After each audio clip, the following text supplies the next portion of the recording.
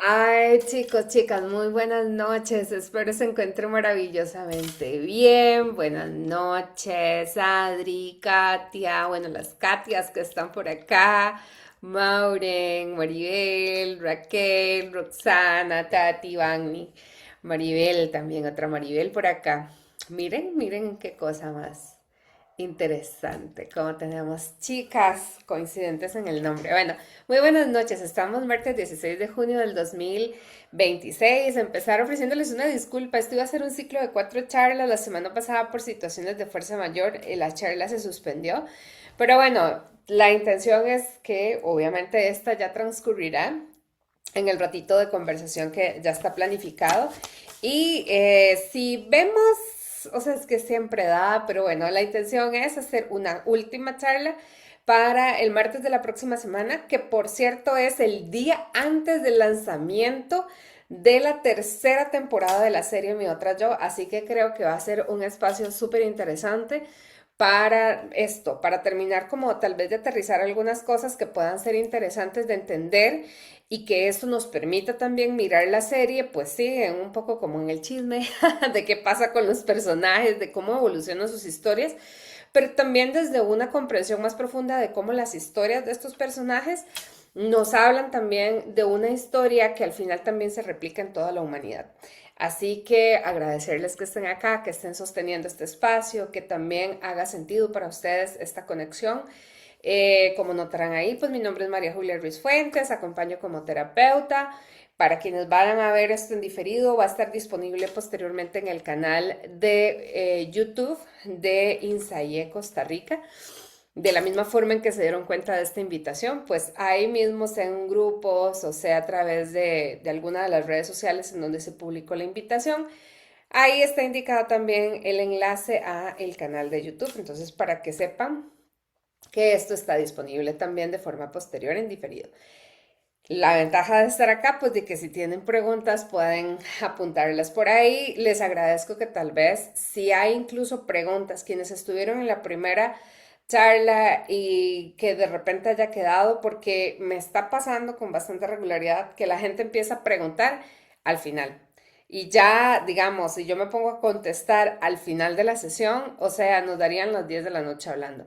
Entonces, como la intención es honrar el tiempo de ustedes y claramente el tiempo mío, entonces les invito desde un inicio que si tienen preguntas o comentarios, ya sea de la charla anterior o de la serie en general, este es un muy buen momento para que lo coloquen también en el chat y que yo pueda mirarlo en el transcurso de la conversación, y si en algo les puedo contribuir o dar algún tipo de orientación, con muchísimo gusto se los voy a hacer saber.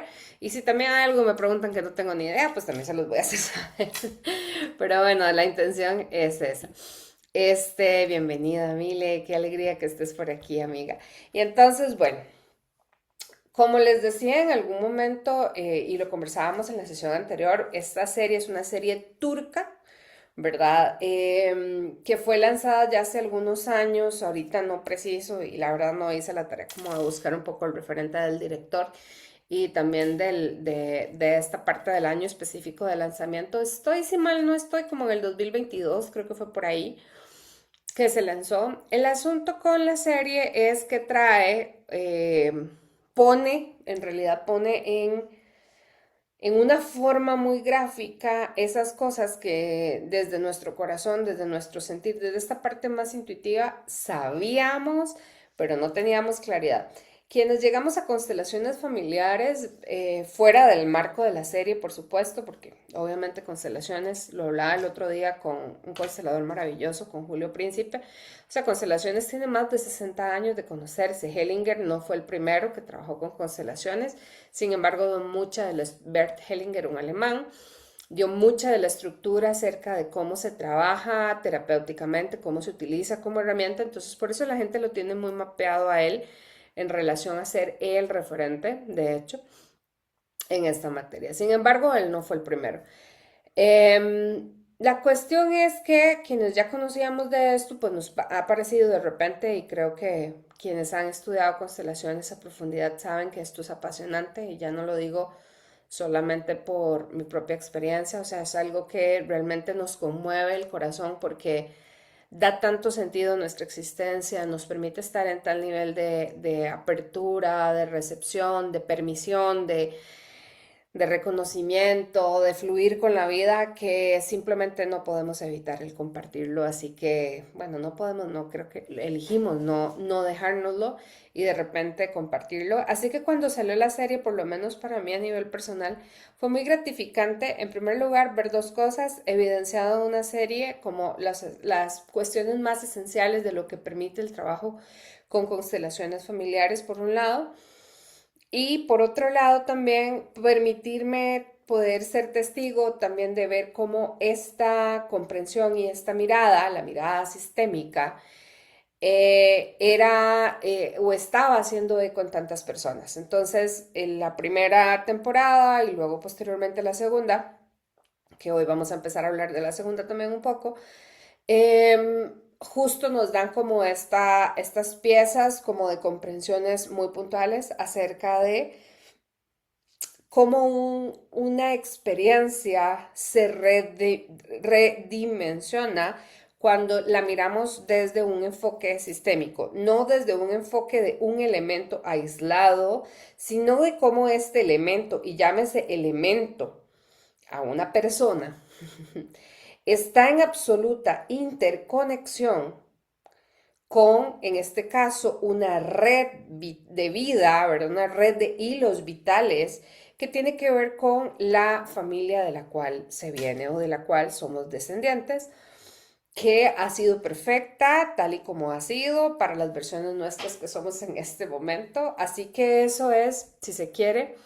una cuestión importante de zanjar. Lo primero, cosas que son esenciales desde la mirada de las constelaciones. Priva, o sea, está por encima del individuo la mirada colectiva y en este caso es la mirada sistémica. ¿Por qué? Porque en efecto la respuesta, si fuese algo cuyo alfa y omega es la persona, pues realmente existen otras terapias en donde este enfoque individual pues va a tener una lógica y un efecto y demás, pero nos damos cuenta que hay algunos otros elementos o aspectos vitales o historias y demás que no se terminan de responder, no se terminan de clarificar si solo miramos la vida de una persona. Cuando empezamos a mirar a esa persona en la relación con su madre, con su padre, con sus abuelos, con una historia más amplia, con la dinámica incluso de trauma que pudo haber vivido esa familia o la familia de la cual viene este consultante, en mi caso como terapeuta, pues empieza a tener muchísimo más facilidad para darnos cuenta realmente qué es lo que está sucediendo ahí, qué es lo que se está proyectando ahí, qué es lo que se está movilizando para la persona. ¿Ok? Entonces, esto es lo que llamamos la mirada sistémica, no sistemática. Sistemática es repetitiva. Cuando uno dice, es que eso es sistemático, es que es una cosa en orden, lineal y demás. La mirada sistémica es totalmente otra cosa. Y estamos hablando, y de nuevo, a esta forma de mirada en red, en colectivo, en donde miramos un punto o un individuo o una circunstancia, en cómo, y de hecho la pregunta sistémica clave para casi todos los conflictos que se presenten, que pueden ser desde salud, de dinero, familiar, etcétera, en general, bueno, familiar, pongamos pareja, pongamos profesión. Justamente la pregunta clave que en ocasiones viene a traer la mayor de las claridades es: ¿qué resuelve esto para el sistema? ¿Qué resuelve esto en el sistema? ¿Ok? Y en muchas ocasiones, ¿saben? O sea, se los voy a poner así de sencillo. Alguien que llega y tiene, ¿verdad? Este asunto con el dinero, por ejemplo. Y entonces su eterno tema es no tener suficiente para independizarse, no tener suficiente para, ¿verdad? Para, no sé, para tener sus proyectos propios, para irse de casa de papá y de mamá. Y cuando vemos esta pregunta, ¿qué resuelve esto en el sistema? Y por supuesto que resuelve algo. De repente resuelve el hecho de que mamá siempre quiso que alguien la acompañara y dio un mandato de cuidado. Entonces mi situación financiera resuelve el hecho de que tengo una lealtad para con mi madre, de quedarme con ella acompañándola o de quedarme con ella siendo pequeña, es decir, no crecer, porque crecer necesariamente, crecer significa irse del nido y lo vemos tan maravillosamente gráfico en la naturaleza, o sea, un pájaro no crece y se queda en el nido, o sea, lo primero que hacen los papás, ¿qué es? O sea, bueno, ya sea que estén las dos aves o que esté sola la mamá, ¿verdad? O sea, ¿qué es lo que hacen? Le enseñan a volar. Le enseñan a volar con los recursos que tienen, desde el lugar incómodo en el que esté el nido, como haya sido, desde lo que ellos pudieron construir para anidar esos huevos y que ya eclosionaron y que ya tenemos los pajaritos ahí. O sea, ellos llega un punto en donde inevitablemente, o sea, la mamá pájaro no se queda pensando, pero ¿será que ya está preparado este pichón para volar? ¿Será que ya hoy sí le doy la clase? O sea, llega un punto en donde, ¿sabes? O sea, es como, tienes que volar. Y si te caes y no te levantas, lo siento mucho, la naturaleza tendrá, a veces nosotros los humanos metemos la mano ahí, juntamos el pichón y lo volvemos a meter en el nido, algunas ocasiones, pues esto les da una segunda oportunidad, algunas ocasiones no, igual se mueren en el nido, por ejemplo, pero es la naturaleza misma actuando y mostrándonos cómo ese es un paso natural, ¿verdad? El desprendernos de ahí, el encontrar la fuerza para ir hacia la vida, eso es un paso natural. Ahora, nosotros como especie somos bien interesantes, realmente somos bien interesantes. Eh, a veces nos metemos en contra de las leyes de la naturaleza, ¿verdad? Y literal piensen esto, piensen que las aves anidando elijan que sus pichones no se vayan del nido, no se vayan del nido. O se les ocurra a todos los pichones, no, no, tengamos una finca bien grande y que todos los hijos vivan aquí. Es la misma vaina de que, imagínense en esto, que un grupo de aves eligiera un árbol y en ese árbol todos van a vivir. Y entonces yo hago nido en la rama más alta y el otro haga nido en la rama más baja. ¿Qué es lo que pasa? Eso no sucede en la naturaleza. ¿Por qué no sucede? Porque saben que para preservación de la especie eso sería poner en riesgo al grupo que se esté básicamente anclando, por no decir posando ahí en ese árbol, pongamos, voy a seguir con la metáfora de los pájaros, o sea que una línea de descendencia, pongamos de palomas, eligen que todas van a anidar en el mismo árbol. Y lo primero de todos los que estamos aquí sabemos que eso no sucede, pero bueno, supongamos que se les ocurre esa grandiosa idea, ¿verdad? Todos van a anidar en el mismo árbol. Y ya sabemos que en 3, 2, 1, los gatos, por ejemplo, u otros depredadores, incluyendo aves un poco más grandes, van a tener súper campaneados, que ahí están pues, campaneados o identificados, ¿verdad? O ubicados, que ahí hay una gran cantidad de aves y que es un territorio perfecto para cazar y para poderse alimentar, ¿verdad? Porque en la naturaleza no hay tema ahí de qué malos estos pájaros matando a estos otros, no, pues ellos están en lo que están. Entonces, las mismas aves saben que, o sea, lo saben por instinto, por conexión con la energía vital, por el sostén de expansión de vida, saben de que no pueden anidar en el mismo lugar, que los polluelos deben aprender a valerse por sí mismos lo antes posible y que además de eso, dejar ese nido y alejarse de ese nido es muy importante, es sinónimo de sobrevivencia. Ah, no, a nosotros, a la especie humana, se nos ocurre esta grandiosa idea de que deberíamos de vivir todos juntos, ¿verdad? Y ojalá entre más revueltos a veces mejor. Luego nos damos cuenta que vivir revueltos es demasiado complicado, entonces mejor juntos pero no revueltos, pero sigue siendo revueltos y sigue siendo una cosa complicada para el sostén vital y de ahí viene mucho de lo que viene ahí, particularmente, ¿saben en dónde merma? En lo económico. Realmente ustedes nunca verán una familia súper acaudalada, así, con materialmente bien colocada y posicionada en la posibilidad de recibir recursos, de ponerlos al servicio, de expandirlos, ustedes no verán a estas familias viviendo bajo dinámicas de lo que llamamos familias aglutinadas. Es un concepto muy de ciencias sociales, por cierto, pero son estas familias, insisto, en donde se vive pared con pared y entonces o en la misma casa vive, el otro día estaba viendo, vive abuelita, hija y descendientes, o sea, viven tres generaciones en la misma casa. O casas, ¿verdad? En donde vivo yo y a la par vive mi hermano. O sea, que termina siendo como la casa familiar, nada más que con la diferencia de que cada casa tiene una cocina, por ejemplo, y otras facilidades. Pero bueno, entonces, todo esto que estoy diciendo es un preámbulo para también entender cómo funciona la sistémica y cómo funcionan las constelaciones y cuáles son parte de sus principios básicos. Entre esos es, la vida siempre va a buscar abrirse paso. Algo crucial es que en constelaciones no hay ni buenos ni malos. No hay correcto ni incorrecto. No hay buenos ni malos. No hay ni víctima. O sea, a ver, si hay víctimas y perpetradores, en el tanto nos permite entender quién estaba jugando qué rol en esa dinámica, en esa memoria dolorosa o traumática del sistema o de la familia, pero no porque el perpetrador, llámese perpetrador, malo, villano, como le quieran poner, haya sido un desgraciado o desgraciada. No, no para eso.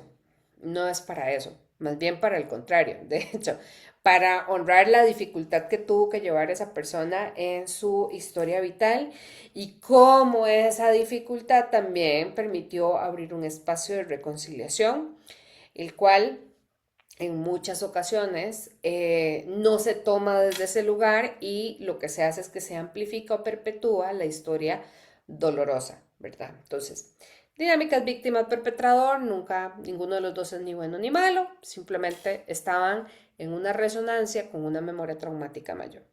Y aquí voy a empezar a hablar de la memoria de trauma. ¿Cuál es la cosa impresionantemente maravillosa en relación a las constelaciones familiares y a lo que muestra pues también la serie? Una constelación nos permite trabajar una memoria de trauma que puede ser trauma propio o puede ser un trauma transgeneracional, es decir, una memoria heredada. Esto ya lo ha estudiado la epigenética comportamental, en un área de la genética que abre este campo ya desde hace más de 20 años, en donde ha hecho estudios y pueden y se han dado cuenta, pueden y se dan cuenta que personas viven con síntomas de estrés postraumático.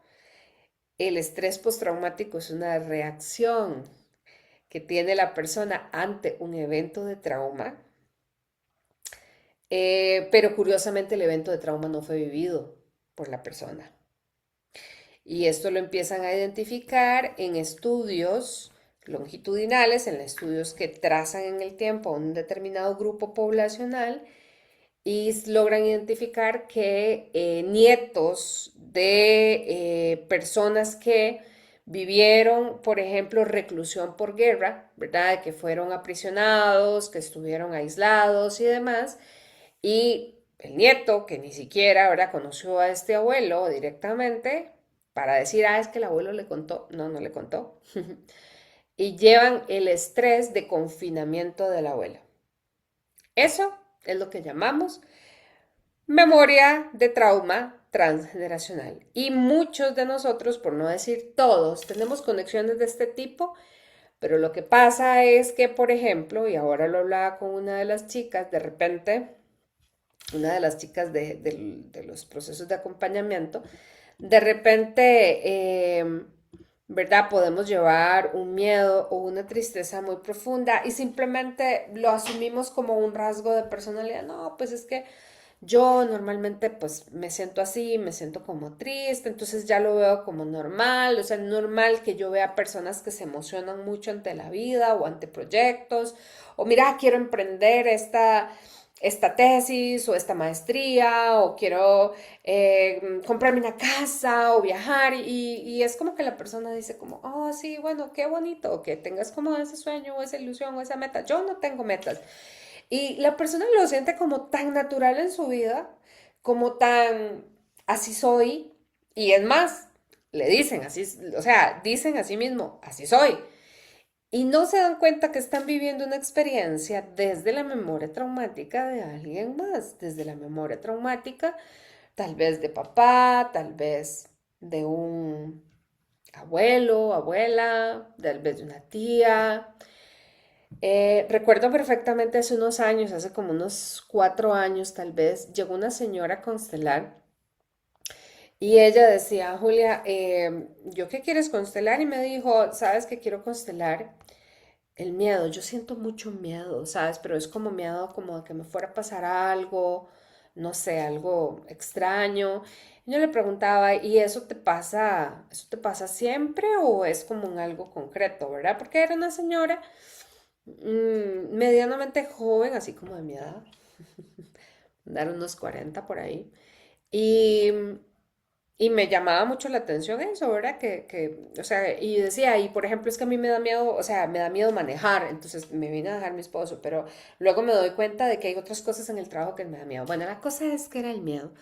¿Saben? Y lo pusimos en una constelación, miramos ese miedo y surge lo siguiente, que fue muy interesante. Ese miedo lo que muestra es que su papá era gemelo, historia que ella conocía de oídas. Porque cuando su papá estaba pequeñito, pongamos de un añito y tanto, su gemelo muere.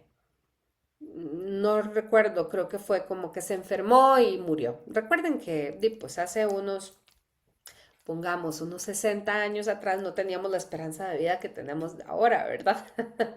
Y habían menos protocolos de cuidado infantil en términos, ¿verdad?, de ciertas cosillas. Y pues este tío fallece. Fallece cuando el papá tenía año, pongamos que año y medio.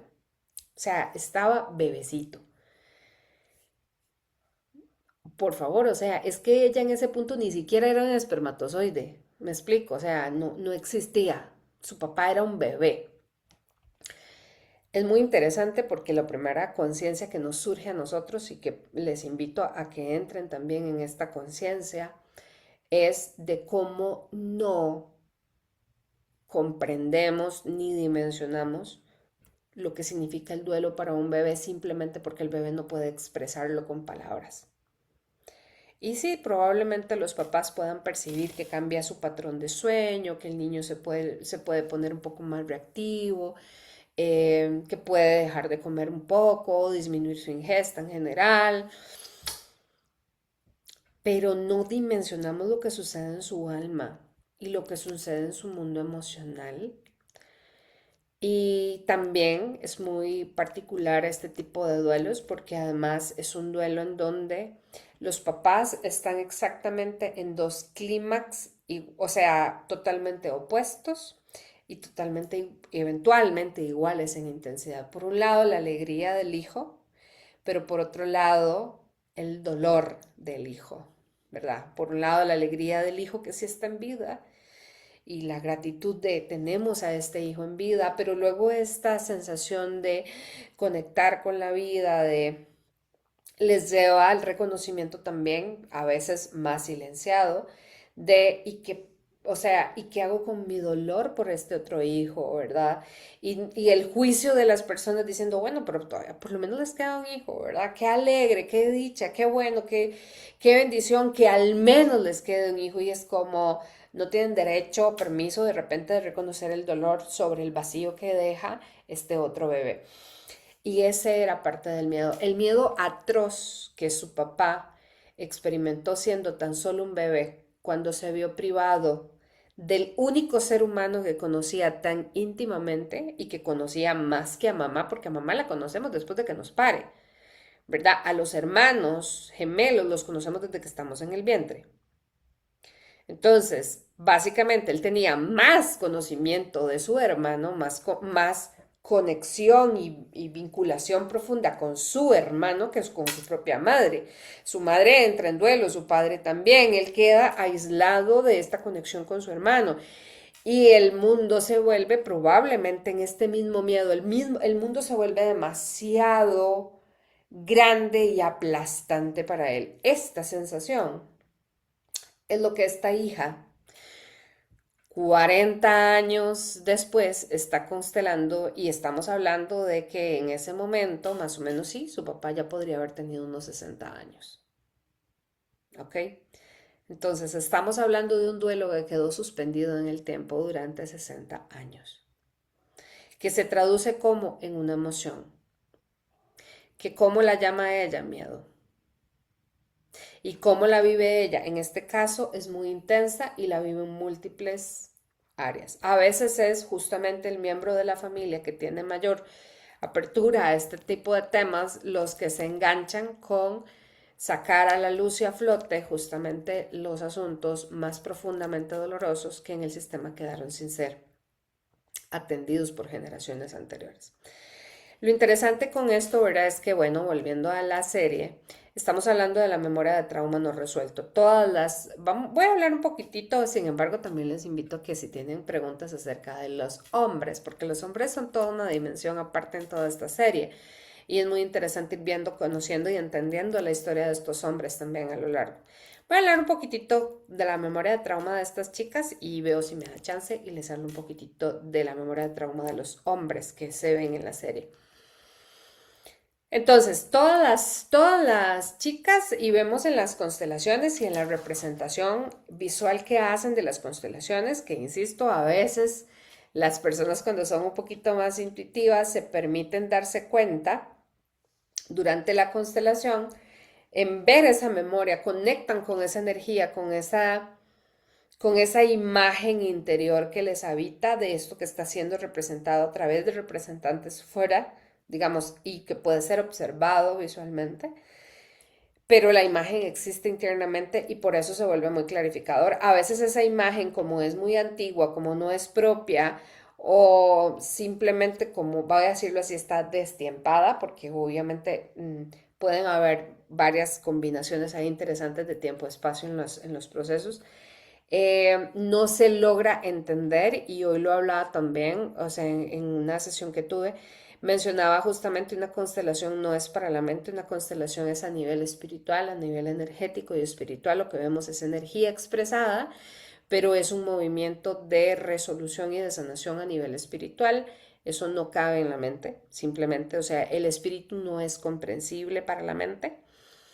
Y como es una información que es más grande de las capacidades cognitivas, en muchas ocasiones va a suceder que tenemos la grata y la amplísima invitación a abrirnos a recibir el movimiento de sanación desde la fe y por fe entendemos confianza de que hay algo más grande que no entendemos, pero que está moviéndose a nuestro favor y esa es justamente el regalo de la constelación. Pero volviendo a la memoria de trauma, empecemos por Sebjit, ¿verdad? Sebjit es que es el personaje que tiene cáncer, ¿verdad? ¿Cuál es su memoria de trauma? Una de sus tantas memorias de trauma, pero la que marca el hilo en la primera temporada es su memoria de trauma en relación a la muerte de su papá, que luego resulta que no es su papá, sino que es su padre de crianza, ¿verdad? Pero bueno, ella presencia esto y además ancla esta memoria. ¿Cómo lo ancla ella? Y vean qué interesante, porque ella, esta memoria de trauma que es propio, que es no resuelto, ¿verdad? Sobre su historia y su conexión con este papá de crianza, impacta su salud de entrada. O sea, ese es el síntoma perceptible, ¿verdad? Y esto es lo que hace que al ella constelar el cáncer, la lleve a mirar esa parte de la historia, la lleve a reconocer ese dolor y demás. Impacta que también su profesión. Ujú. Y por otro lado también reactiva algo muy importante que tiene que ver con la relación con su mamá y es el mandato de cuidado. Es el único personaje que vemos en la serie que vive con la mamá.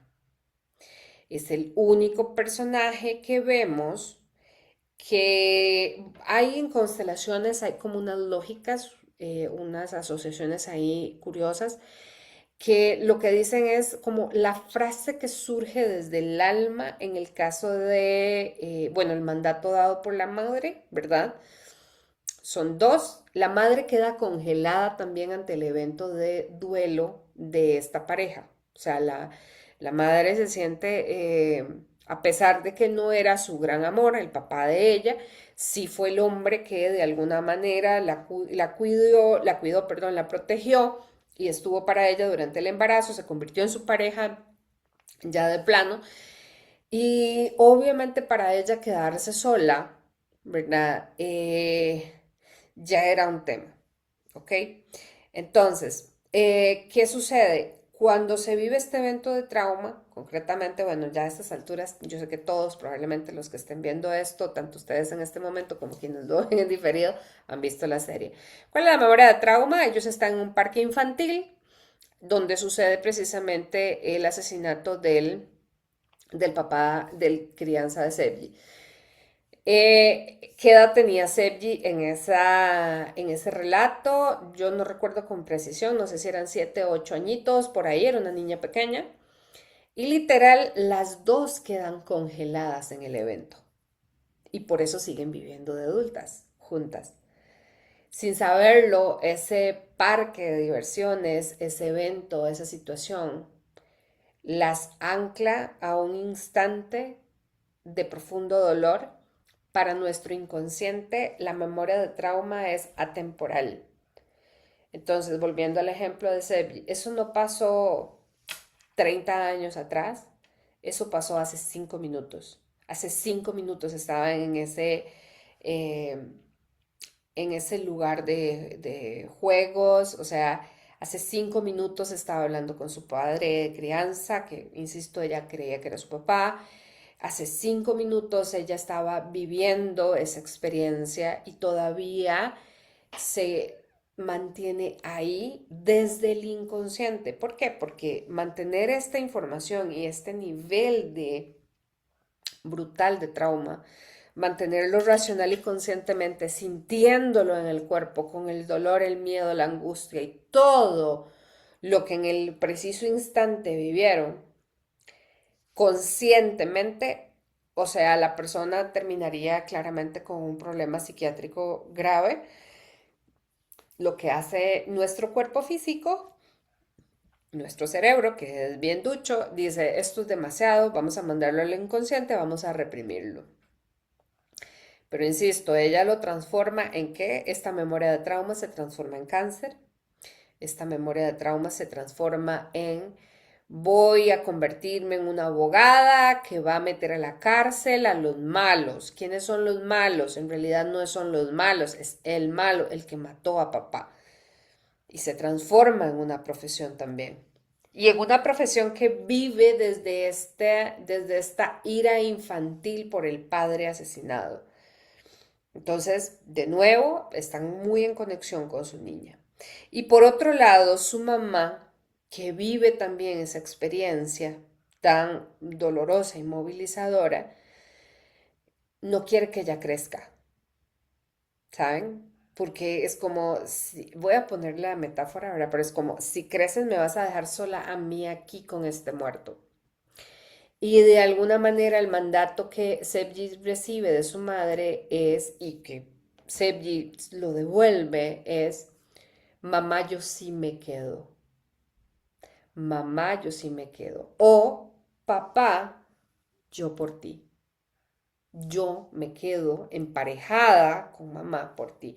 Por eso el dilema de Sebji en esta primera temporada mucho tenía que ver con el abrirse a recibir pareja. Por supuesto que no iba a recibir pareja porque estaba emparejadititica con la mamá, ¿verdad? Súper anclada a su niña interna, viviendo con mamá. Condiciones que muy frecuentemente son básicas, es como el 99% del tiempo, la gente que aún vive con los padres tiene condiciones de este tipo, o se han vuelto parejas emocionales de los padres y por lo tanto pelean con papá o con mamá por las mismas cosas que papá o mamá peleaban entre ellos y están literal replicando la misma dinámica emocional y energética entre ellos, o son parejas energéticas de los padres o tienen el mandato de cuidado, es decir, no te puedes ir puedes inventarte lo que quieras, desde no tengo dinero suficiente, no puedo valerme por mí misma, voy a buscarme una pareja que no se vaya a quedar, o una pareja que me dé todos los motivos para los cuales, por los cuales después dejar a esa pareja para regresar a vivir con papá, mamá. Por ejemplo, todas estas cosas o eventualmente también tienen o este mandato de cuidado o tienen un mandato que se llama así, no crezcas, literal. Y es como, y yo cuando lo veo en muchos papás y mamás, particularmente las mamás, ¿verdad? Es como, ay, no, es mi bebé y el bebé ya tiene 25 años, ¿verdad? Es que mi chiquito, el chiquito de 40. Es que no sé qué, y verdad, y es una cosa súper interesante, es que crecen tan rápido, yo no quiero que crezca. Y literal lo ponen así en una publicación, lo cual me parece interesante, ¿verdad? Porque además de eso es como, quiero que todo el mundo sepa también que no quiero que él crezca, o sea, que quiero que siga siendo niño, ¿verdad? O niña. Entonces, bueno, este es el escenario de Sebji. Vieran qué interesante porque ahora que estaba haciendo como algunas anotaciones por acá, precisamente, yo que no se me olviden al ciertas cosas, es muy interesante porque también lo que va mostrando entre, y con lo que cierra la primera temporada, para el caso de ella en concreto, es precisamente todas estas memorias de trauma tienen un secreto incluido. Todas estas memorias de trauma, normalmente estas generaciones posteriores, ¿verdad? Los padres de estas protagonistas, de estos personajes, tienen un secreto alrededor de esto. En el caso de Sebji, ¿cuál es el secreto? El secreto es que el que ella creía que era su papá no es su papá, sino que es su papá de crianza y la identidad del padre se mantiene todavía en secreto al inicio de la segunda temporada. La mamá se niega rotundamente, ¿verdad? Igual congelada en su duelo, ¿verdad? Y demás, se niega rotundamente a hablar del tema. Y Sebji toma distancia, ¿verdad? En relación a ella, curiosamente. ¿Ok? Hasta aquí, ¿cómo vamos, gente? Vean, ya se me pasaron 40 minutos y yo siento que empecé a hablar hace 5. Preguntas, comentarios, quejas o algo más, cualquier cosa. Está abierto el chat, recuerden. Y si alguien quiere abrir micrófono, me levanta la manita digital o enciende la cámara y levanta la mano y yo les abro el micrófono. ¿Todo bien? Todo entendible. Muy bien. Muchas gracias, mire. Bueno, creo que voy nada más a hablar tantito, voy a hacer como, bueno, me fui como mucho en explicación de Sebji, pero voy a hacer el mismo asunto, trauma no resuelto en Ada, ¿verdad? Que es una de las protagonistas centrales en la serie, ¿verdad? Que es esta médico escéptica, que no cree en nada de estas cosas energéticas y no sé qué, y por supuesto que entre más abrimos la boca para criticar, más terminamos ahí metidos hasta donde no sabíamos. Este es el caso de este personaje, el más antagonista. Y bueno, el que en los primeros capítulos es el más controversial y antagonista, el que está en contra de todo, el que tiene como temas bien importantes de lo único viable, lo único realmente válido es la forma de comprensión convencional desde el método científico, lo cual es bien interesante porque el método científico, si ustedes se quieren dar cuenta de algo interesante, es que el método científico es el que más está abierto a reconocer que, mira, antes creíamos esto, pero ahora creemos esto otro. Antes creíamos que era de esta manera y ahora sabemos que es de esta otra, porque es que antes no teníamos ni la forma de medir esto, ni la forma de reconocer esto, ni la forma de validar esto, y ahora sí lo tenemos y ahora sí podemos decir que ahí estábamos equivocados y ahora sí más o menos entendemos que va por esta vía. O sea, realmente la comunidad científica sabe que esa es la lógica desde la ciencia, que no existen verdades absolutas. Pero curiosamente la gente que se apega más al método científico o a este paradigma en muchas ocasiones se cierra. Y curiosamente eso no es lo, diríamos, como que lo esperado de alguien verdaderamente desde la mirada científica, pero bueno. La cuestión es que Ada está dentro de este paradigma, ¿verdad? Eh, Su trauma, vamos a ver, el trauma no resuelto tiene que ver, por ejemplo, es bien interesante, Sebji, el tema era una memoria directamente relacionada con ella. En Ada, el trauma no resuelto era el trauma de una tía abuela, de la cual ella entró en resonancia. Lo que decimos probablemente haya sido doble de esta tía abuela, por, ¿verdad? Por fecha de nacimiento, por alguna otra cosa, pero estaba muy conectada a esta historia. De ahí es en donde impacta esta relación. Cuando ella se identifica con una tía abuela, se está yendo 2 generaciones para arriba de la mamá, que ese es el sentir mucho de superioridad de Ada. Ada se siente superior a la mamá, Ada se siente superior incluso a sus amigas, y ni qué hablar de las parejas, por supuesto, ¿verdad? ¿Por qué? Porque nuestro lugar en el sistema determina la forma en que establecemos todas las otras relaciones. Nuestro lugar en el sistema determina el lugar en el que nos colocamos en las otras relaciones. Si ella se siente de una superioridad o de una jerarquía mayor, porque quien llega antes tiene prioridad, ¿verdad? Y está en el nivel de la abuela. ¿Es abuela o es bisabuela? Espérate. Creo que sí es tía abuela. En ese mismo nivel va a sentir, insisto, como esta lógica desorganizada, que es el orden de jerarquía, lo que vemos acá. Pero bueno, ¿en dónde impacta esta identificación con esta ancestra? Impacta en la relación con su madre, impacta en su maternidad e impacta en las dinámicas de pareja. O sea, es como las áreas vitales en donde en este personaje se ven. ¿Y cuál es el secreto que está detrás? Ya aquí entrando, no necesariamente con la memoria, bueno, sí, también, bueno, y también impacta la salud, porque de hecho el asunto ella lo logra, digamos, identificar gracias a un síntoma concreto que le estaba impidiendo ejercer profesionalmente. Y es lo que la lleva a identificar que justamente hay una memoria ahí, que es la que se trabaja, se libera y el síntoma cesa. De hecho, en muchas ocasiones los síntomas cesan. Nunca vamos a decir que una constelación va a erradicar un síntoma completamente porque no sabemos si hay más carga transgeneracional en ese mismo síntoma, que era algo que estaba hablando justamente ahora con una de las chicas, ¿verdad? O sea, un síntoma puede mostrarse en varios descendientes.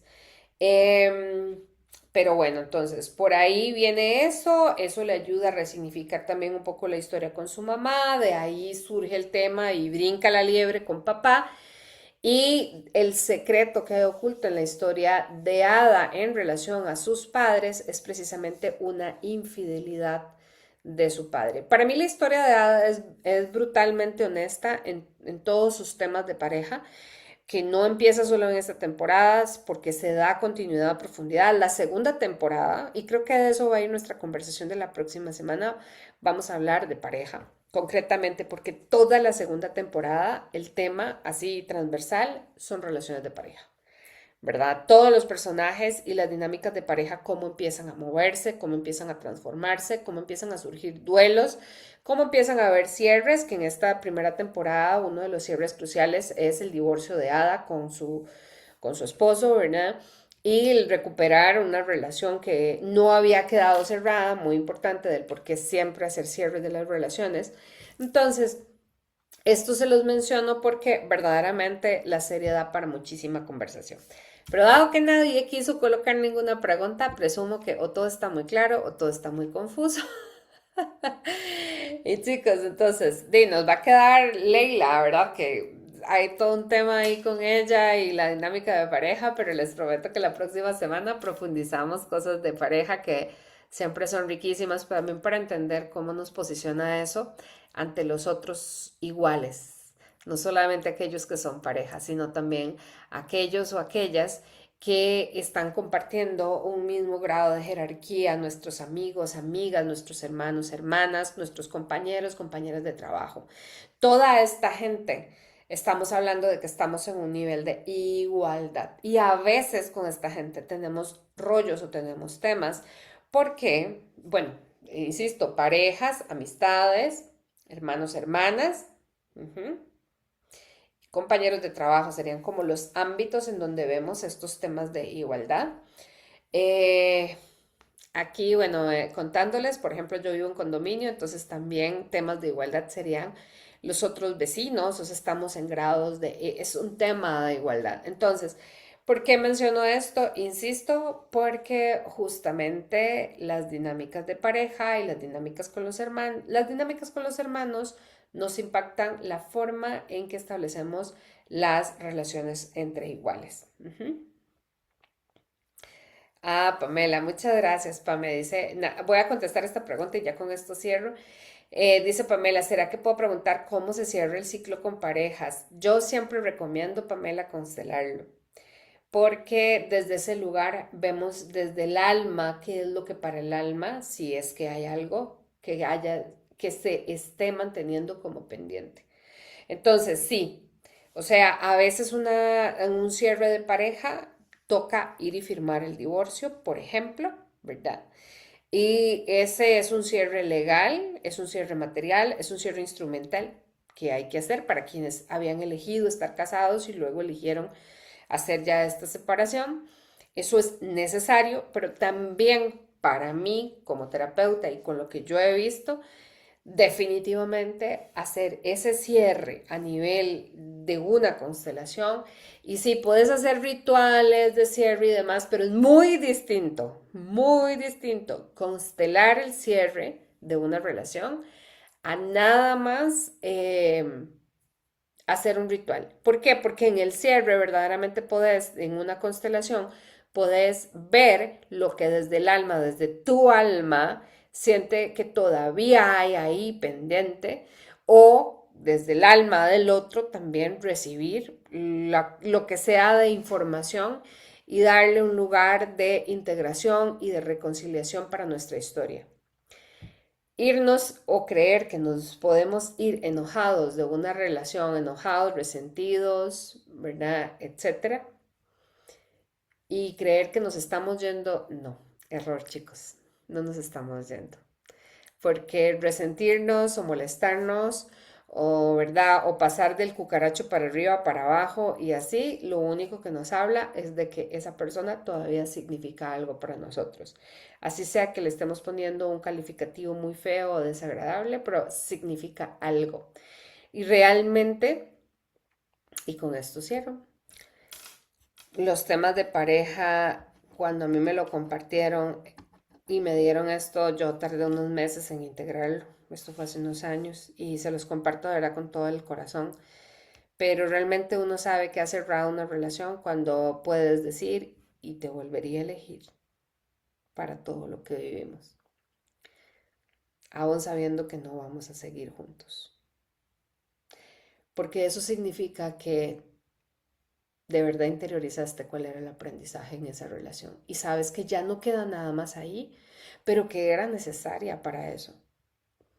En ese punto podemos irnos en paz. ¿Ok? Chicos y chicas, espero que haya sido de provecho esta conversación. Les mando un enorme abrazo de hoy en 8. Nos vemos si tienen a bien acompañarme a conversar de esto último. Y probablemente hable de otras cosas, además de parejas, pero me encantará también saber si tienen alguna duda o consulta que puedan traer a esa sesión. Y nada, que tengan una excelente noche, feliz descanso y estamos conversando. Besitos y abrazos. Chao, chao.